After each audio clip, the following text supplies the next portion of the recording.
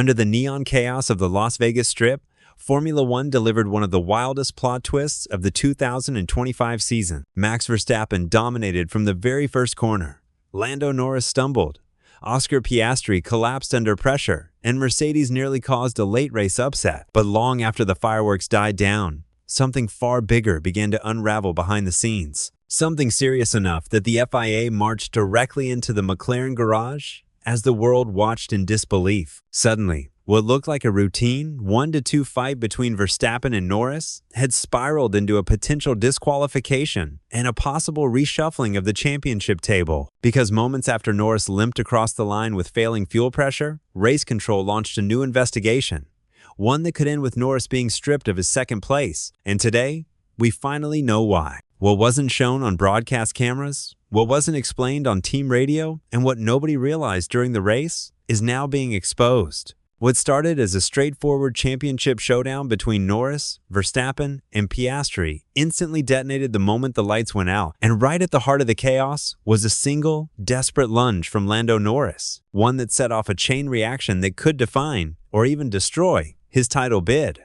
Into turn one, Norris launched the kind of move that only a driver with everything to lose would dare attempt. He snapped across Verstappen's line, braked impossibly late, and tried to bully the Red Bull out of the apex. But instead of securing control, Norris went too deep, slipped wide, and gifted Verstappen the inside line. From that moment, Verstappen took command of the race.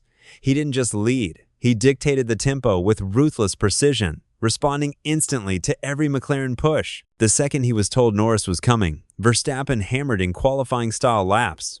It was a master at work, sending a message not just to Norris, but to the entire paddock. If there's a title fight, he's not backing down. Behind the leaders, Oscar Piastri's nightmare unfolded almost immediately. Wheel-to-wheel contact with Liam, Lawson dropped him backward. And although Lawson later suffered front wing damage, the tap may have left Piastri with subtle but costly performance issues. Because from that point onward, something about the Australian's pace just didn't add up. Even with fresher tires, even with clean air, even with the McLaren's typical long-run strength, Piastri couldn't break deeper into the top four. And when he got stuck behind rookie Kimi Antonelli, the confusion grew. Antonelli was on ancient hard tires, 48 laps into a heroic one-stop gamble. Yet somehow Piastri couldn't get within DRS. This is where theories started spreading like wildfire. On the same day Norris was breezing past Russell with ease, Piastri couldn't make a single meaningful attempt on a far slower car. It didn't help that Zach Brown was seen laughing and chatting warmly with Norris before the race. Fuel for fans already whispering that McLaren's internal energy seems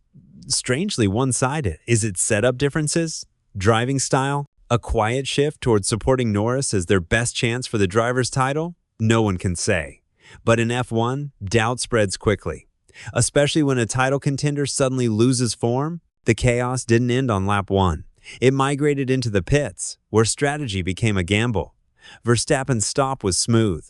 Russell's undercut was sharp, but McLaren's calls for Piastri and Norris diverged. One stop or two stop? Hard tires or mediums? For Piastri, the timing looked too reactive, too cautious. For Norris, the call came with razor-thin margins, especially on fuel, and that's where the real bombshell of the night emerged. Norris began dropping pace rapidly in the final laps, his McLaren limping toward the finish line. At first, everyone assumed tire degradation, but then the truth surfaced. Low fuel. Critically low, so low that as soon as Norris crossed the line, FIA officials marched straight into the McLaren garage to extract a mandatory 1-liter sample. If they can't get that sample, even if it's short by a few milliliters, the rule is the same. Automatic disqualification. We've seen this exact scenario before. In 2021, Lewis Hamilton lost a pole position. Earlier this season, Ferrari suffered a double DQ for plank wear. The FIA has no wiggle room on fuel rules. If McLaren pushed their strategy too aggressively, Norris's entire second-place finish could be wiped out. And the timing couldn't be worse. With only 2 races left, Qatar and Abu Dhabi, the championship is hanging by a thread. Disqualifying Norris flips the standings, breathes life back into Piastri's campaign, and throws Verstappen directly into the hunt. But the strangest puzzle remains Antonelli, the rookie who defended like a seasoned world champion.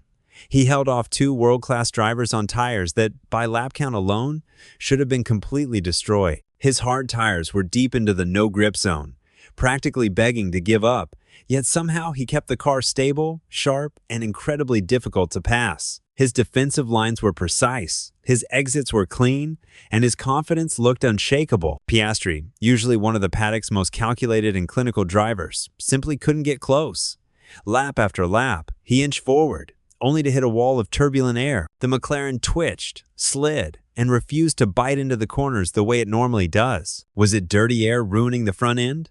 Was it tire warm-up issues from the earlier stints finally haunting him at the worst possible moment? Or was there genuinely an underlying mechanical or aerodynamic issue with the McLaren that wasn't caught in the data during the race? The paddock started whispering, pointing, and speculating that maybe, somewhere in those early laps or during the contact with Lawson, something subtle but crucial was damaged. Piastri's post-race comments revealed a complicated mixture of frustration and confusion. He admitted he made mistakes, acknowledged graining problems, but he also hinted that the car simply wasn't responding, as it should, not in traction zones, not in medium-speed corners, and not in the areas where McLaren is usually strongest. This wasn't typical tire drop-off.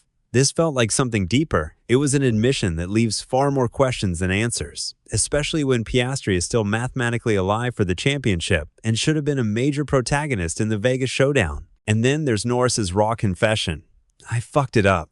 Just 5 words, but packed with the weight of his entire season. It wasn't just self-blame. It was a rare crack in the armor from a driver who's been under immense pressure. Every decision he made on track, every push lap, every defense against Verstappen carried the weight of a title fight.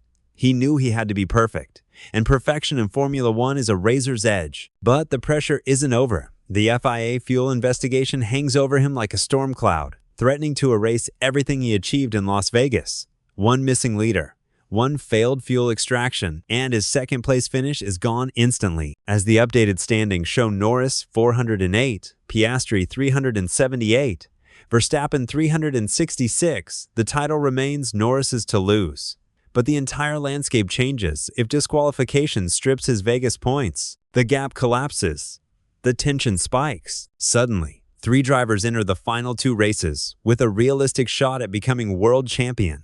It transforms Qatar and Abu Dhabi from normal season enders into potential season-defining battleground. Every lap, every pit stop, every micro-decision becomes magnified under the pressure of knowing the margin for error has vanished. And that's why Las Vegas wasn't just another race. It wasn't just chaos, tire wear, or fuel drama. It was the spark that ignited the 2025 season into something far more volatile, far more unpredictable, and far more thrilling than anyone expected. The race delivered everything: controversy, strategy failures, unexpected heroes, and the kind of tension that reshapes a championship narrative overnight. What we saw in Las Vegas wasn't just racing, it was the moment the entire season caught fire. So, what do you think? After watching the Las Vegas GP racing drama, share your thoughts in the comments. And don't forget to subscribe so you don't miss any of the other exciting videos we have coming up.